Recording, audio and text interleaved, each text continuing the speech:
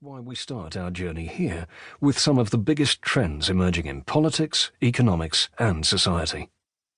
In this chapter, I outline 5 major global shifts that business leaders must take into consideration as they plan for the future. This is not just a nice-to-know chapter. These trends have very real business implications. You'll find some practical lessons at the end of the chapter. Each global shift outlined in this chapter indicates where future business opportunities may lie, meaning the most successful organizations of the future will be those that address and move with these shifts. The flip side, of course, is that these global shifts also pose risks for business, particularly the risk of being left behind. As a result, many businesses will end up sidelined, overtaken by their more forward-thinking competitors. What struck me as I was writing this chapter is that many of these trends are contrasting. For example, we're seeing a trend toward cultural convergence at the same time as growing divergence, which on the surface is a bit of a head-scratcher. Perhaps one feeds into the other, or maybe it's simply a sign of the confusing, uncertain world we live in these days. One thing is sure, businesses will have to contend with some trends that are seemingly pulling in different directions. Adapting to this new age of uncertainty may mean rethinking what your business offers and how it is run. More on this in parts 3 and 4 of this book. For now, let's immerse ourselves in 5 of the biggest global shifts that are emerging, starting with our relationship with our planet. Trend 1. Our changing relationship with our planet. To put it mildly, we've not had the best relationship with our planet. We've chopped down forests, burnt carbon, dug mines, polluted waterways, all in the name of growing prosperity. For Western countries at least, this has paid off. Using our natural resources has led to greater prosperity.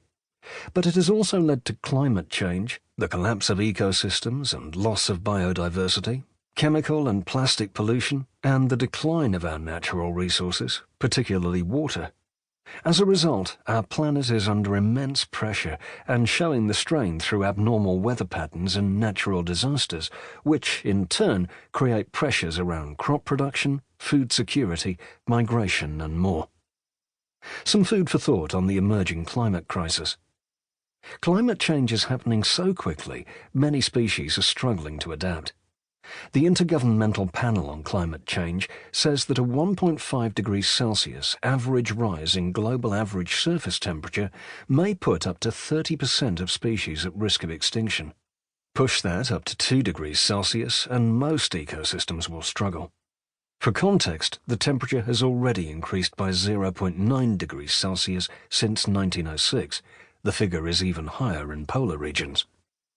By the end of this century, 150 to 200 million people could be forced to migrate from land that will be underwater.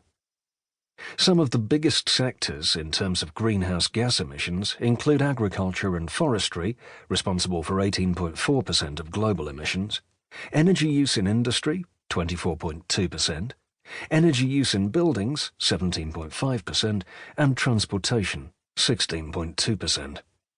Our precious resources are under enormous pressure. Fresh water makes up just 2.5% of the world's total volume of water, and half of that is ice. So it's perhaps no wonder that 1.8 billion people are already living with water scarcity.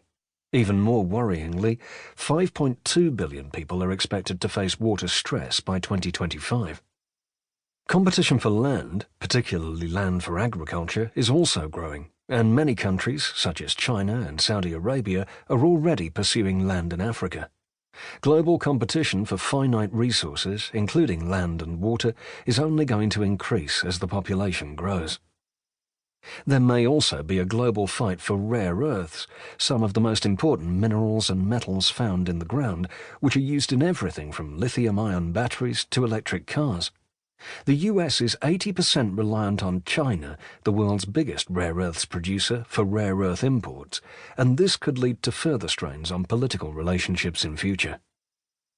To keep pace with the growing population, I talk more about global demographics later in the chapter, an often quoted statistic is that we'll have to double crop and animal production by 2050. More conservative estimates suggest that, as food production has already increased in recent years, we may only need to increase production.